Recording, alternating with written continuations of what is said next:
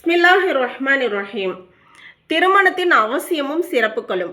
இஸ்லாமிய மார்க்கம் இயற்கையின் அனைத்து தேவைகளையும் ஷரியத்தின் வரம்புக்குள் இருந்து நிறைவேற்றிக் கொள்ள போதனை செய்கின்றது. மேலும் அதன் வழிமுறைகளையும் ஒழுக்கங்களையும் கற்பித்துள்ளது. திருமணமும் மனிதனின் ஓர் இயற்கை தேவையாகும். இயற்கையாகவே ஒரு ஆணும் பெண்ணும் ஒருவர் மற்றொருவருக்கு அவசிய தேவையுடையவர்களாக இருக்கிறார்கள். இஸ்லாம் மனிதனின் இந்த அவசிய தேவையை அங்கீகரிக்கிறது. அத்தேவைகளை பூர்த்தி செய்து கொள்வதற்காக திருமணம் நிக்காஹ் என்று கூறப்படுகின்றது. ஹஸ்ரத் ஆதம் அலைஹிஸ்ஸலாம் அவர்கள் முதல் ஹஸ்ரத் முஹம்மது ஸல்லல்லாஹு அலைஹி வஸல்லம் அவர்கள் வரை எத்தனை ஷரியத் சட்டங்களை இறக்கி அருளினானோ அவை அனைத்திலும் திருமணத்திற்கு ஒரு முக்கியத்துவம் வழங்கப்பட்டுள்ளது. சுபஹானல்லாஹ், எவ்வளோ ஒரு அருமையான ஒரு விஷயம் பாருங்க. இன்னைக்கு திருமணம் இல்லாத உறவுகள் அதை மக்கள் அதை கொண்டாடுறாங்க. எல்லாரும் இல்லை, குறிப்பிட்ட சிலர். அல்லாஹ் பாதுகாக்கணும். திருமணம் என்பது கணவன் மனைவிக்கு மத்தியில் உள்ள ஒரு உறுதியான தொடர்பாகும். அது ஒரு தடவை நிகழ்ந்து விட்டால் மனிதன் தானாகவே அதை முறிக்காதவரை அது முறியாது.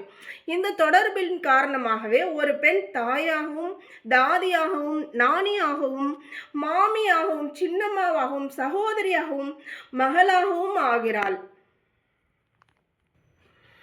ஆக அனைத்து தொடர்புகளும் உறவுகளும் திருமணத்தின் மூலமாகவே ஏற்படுகின்றது.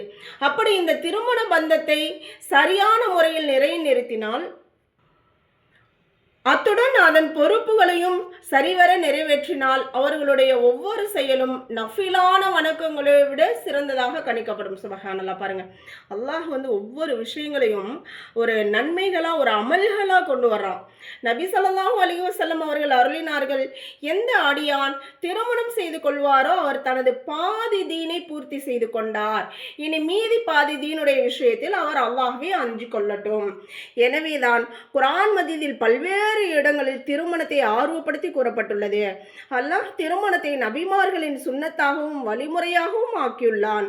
அல்லாஹ் கூறுகிறான், உண்மை என்னவெனில் நாம் உங்களுக்கு முன்னாலும் பல தூதர்களை அனுப்பி வைத்துள்ளோம், மேலும் அவர்களுக்கு மனைவி மக்களையும் வழங்கியிருந்தோம். இவ்வாறே எந்த மக்கள் தமது சாதாரண வாழ்க்கையின் காரணமாக திருமணம் செய்வதை காலதாமதம் செய்கிறார்களோ அவர்களையும் அல்லாஹ் திருமணம் செய்து கொள்ளும்படி ஆர்வப்படுத்தியுள்ளான். மேலும் கூறினான், அப்படி இன்று அவர்கள் ஏழையாக இருப்பினும் நாளை அவர்களை அல்லாஹ் செல்வந்தனாக ஆக்கிவிடுவான். இது ஒரு அருமையான விஷயம். இது உண்மையான விஷயமும் கூட. எனக்கு திருமணம் முடிக்கிற அளவுக்கு சக்தி இல்லை, வசதி இல்லை அப்படின்னு நம்ம சொல்லக்கூடாது. நீங்கள் திருமணம் முடிங்க, அல்லாஹ் அவங்கள செல்வந்தன் ஆக்கிடுவான். அல்லாஹ்வுடைய வாக்கு ஒரு நாளும் பொய்யாகாது. ஒரு தடவை 3 சஹாபாக்கள் நபிகளாரின் வீட்டுக்கு வந்தனர். அப்போது நபி அவர்கள் வீட்டில் இல்லை.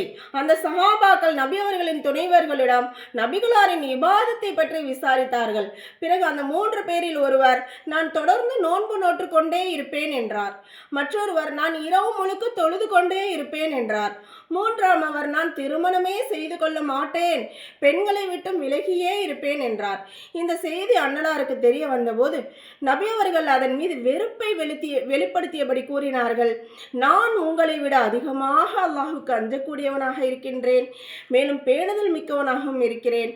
என்ற போதிலும் நான் சில நாட்கள் நோன்பு நோக்கிறேன், சில நாட்கள் நோன்பு வைக்காமலும் இருக்கிறேன்.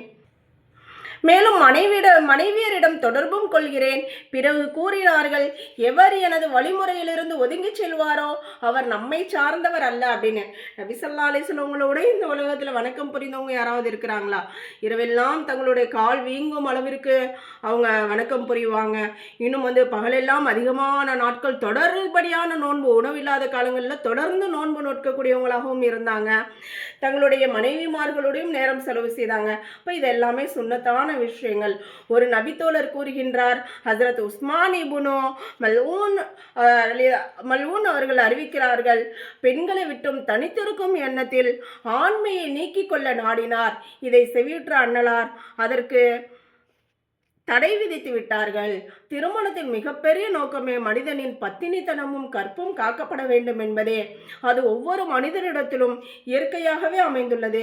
அது ஆணாயினும் சரி, பெண்ணாயினும் சரி.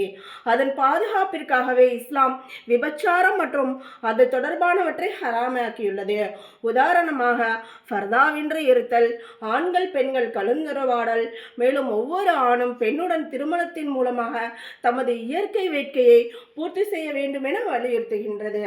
ஆண் பெண் அப்படின்ற இயற்கை தேவை ஒவ்வொருவருக்கும் அவசியமாக இருக்கிறது. அதனால சரியான வயதில் சரியான முறையில் திருமணத்தின் மூலமாக நம்முடைய வாழ்க்கையை இன்பமாக்கி கொள்ள வேண்டும். நபி ஸல்லல்லாஹு அலைஹி வஸல்லம் அவர்கள் அருளினார்கள், வாலிப கூட்டமே, உங்களில் யார் திருமணம் முடிக்க சக்தி பெறுவாரோ அவர் அவசியம் திருமணம் செய்து கொள்ளட்டும். ஏனெனில் திருமணம் பார்வை மற்றும் கற்பை பாதுகாப்பதில் மிக பெரும் கருவியாக உள்ளது. ஒரு ஹதீஸில் வருகின்றது, 3 நபர்களுக்கு உதவி செய்வதே அல்லாஹ்வின் பொறுப்பாகும். அவர்களில் ஒருவர் பத்தினித்தனம் உள்ளவர் ஆவார், அதாவது ஹராமான செயலிலிருந்து தவிர்த்து கொள்வதற்காக திருமணம் செய்து கொண்டவர்.